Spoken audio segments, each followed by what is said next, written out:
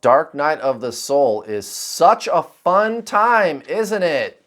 Now, if you don't know what that is, and everybody in the Twin Flame community is talking about it, it's your spiritual awakening, basically, and it's where you experience the obsessive thinking and everything is going crazy town and you're fucking going crazy town and you're losing your mind and you can't eat, you can't sleep, you can't stop thinking about this person. Everything is falling apart. You're freaking the fuck out about this person. And then at some point you take a step back from yourself and you're like, why am I freaking out this fucking much over this person? Right? It's terrible. I mean, I shouldn't even be laughing about it. Like, how could I forget? Because I went through it for 6 months, guys, and it was fucking awful. And if you want a little bit more detail about what that's really like, I get very, very, very detailed in my video called The 5 True Signs That You've Met Your Twin Flame. You can go to the playlists menu of this channel and look for the playlist called How to Get Your Twin Flame. It's the very first video on there.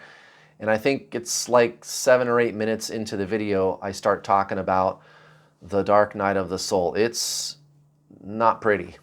Now, before I tell you what comes after Dark Night of the Soul, let me just wrap up what it is as far as like why is that happening? If you want to know what it is, again, go watch that other video, The 5 True Signs You Met Your Twin Flame.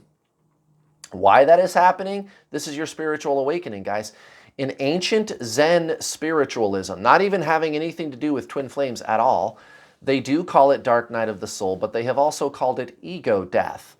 And Eckhart Tolle, he has spoken about his ego death, which is like the first step of your forced spiritual awakening. Your soul is going, all right, dude, it's time, and we're going to do this right now, whether you like it or not.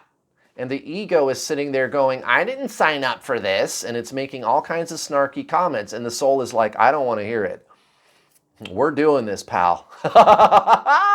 Oh my God, it's fucking insanity. But I'm here to tell you it's the best thing that's ever happened to you if you treat it that way. Once you emerge from the dark night of the soul, things should be taking off for you, guys. And that's what comes after the dark night of the soul. But I'll tell you what, I've seen this a lot. And I even kind of tripped up one time and went backwards a little bit. And then I was like, wait, hold it. I'm fucking up. I'm fucking this up. It's my fault. I need to get back on track. And I did. And then I started taking off again.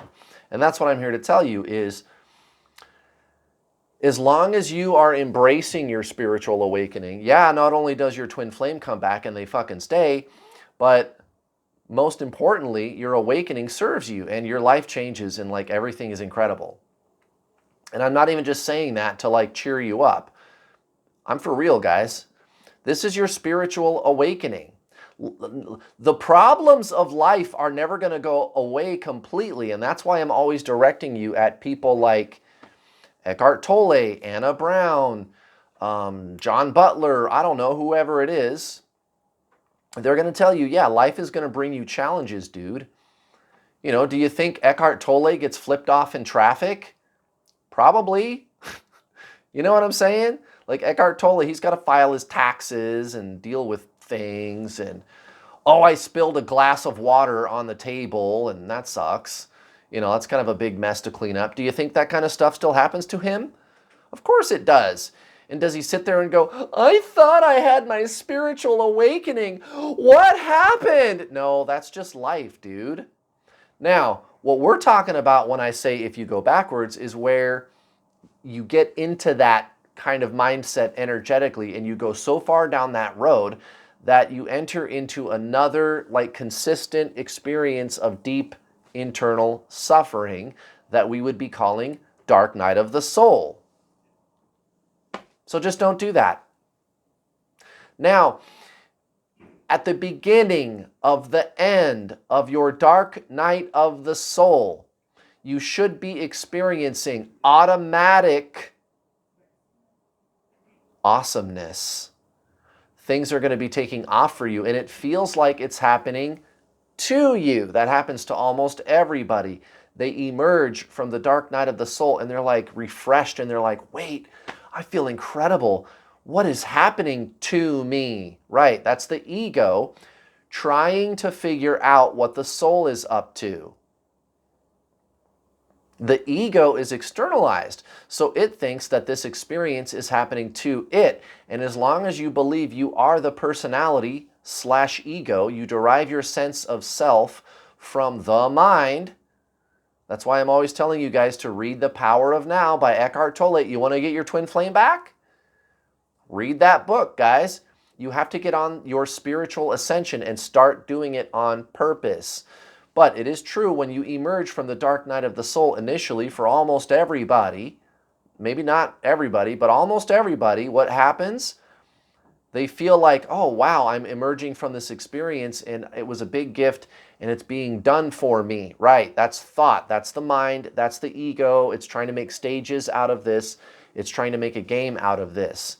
And the soul is going to keep sending you gentle reminders up to and including potentially having a second miniature dark night of the soul experience. It's not going to last as long. It's probably not going to be as intense most of the time, but it'll be a reminder. You're doing it wrong. You're going backwards. Wake up. Hello. Alarm bells. Hello. Right? So don't do that. Take this ascension by the reins. Okay? And the ego likes that too. It's just a figure of speech. But the ego thinks that means that you need to go out and engage in a bunch of doing. Now, you might have your daily spiritual practices, and I've made lots of videos about that, like how to raise your vibration, the 5 daily habits to align with your soul. Those are some of the videos I've done where I've talked about that. But why would you be doing those things, actions, doing? Why would you be doing that? To cultivate being. And it's not the same as doing. Being is what you are. It's a vibration. It is the soul. It is consciousness. And you just need to create a lifestyle where you cultivate that instead of going back into the dark night of the soul. Okay? And again, once you come out of the initial dark night of the soul, what happens to most people is it seems like it's being done for you. When you start having all of these breakthroughs and you're feeling amazing again, and you're like, not feeling amazing again, but like for the first time in your life, like feeling really fucking empowered, like you can't even believe how good you feel all the time. And it's this amazing drift towards the light. You know what I mean? And it's like it's being done for you. And you could say that it was. But let's look at that relationship. It is being done for you. Well, what's really going on is the soul is trying to grab the ego and suck its own consciousness out of there. But because you are still identified with the ego slash personality, you feel like the soul is doing it to you. No, the soul is not doing it to you. You are the soul. You just forgot.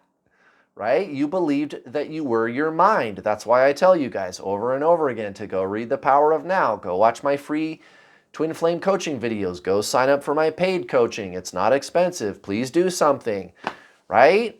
Because what's going to happen at that point when you feel like it's being done for you and it's this awesomeness that is being done for you, which is actually the ego saying that, what's going to happen is you're going to start over time to sag back into some bad old habits, which is exactly what the soul is trying to get you to stop doing, which is you, actually. You just believe you are your mind, and you fall back into that. And when you have these deeper spiritual experiences, it's like the ego is having it. What's really going on is you are the true you who is being that experience. And then when the ego tries to interpret that experience, it says, I am having. Notice that. Notice how tricky that is. And it's not your fault. You're just used to that, guys. You got to get on this bandwagon and stay there. That's why I'm telling you, read The Power of Now. Right? Do you notice all the tricks that the ego does to get you to sag back into old beliefs? And it's just because that's what you're used to doing, guys. You're not fucked up or broken or irresponsible or any of those kind of things, because you start doing those things again. It's the ego, and you're just used to believing you're the ego. And it's not your fault. You're not bad or broken because that happened. You were bred that way. It's called the human condition, dude. It's embedded in our civilization. Everybody's doing it. But you're not. And guys, if you go backwards, if you let yourself sag back into the bad old habits, you're going to have a bad time. Trust me. I even did it and I had a bad time. And so I took this by the reins. I cultivated my own beingness day in and day out, and I never looked back. And I feel good, guys. I feel fucking terrific. And you can too. Don't look back, guys. Don't look back to the old self. Reinvent yourself. Be the super spiritual being that you really are deep inside. The soul, the self. It's consciousness. It's awakened. It's aware of all of the habits of the ego. Never lose sight of that, guys. This is your spiritual awakening. Stay awakened and do it on purpose. Thanks for watching. See you next time.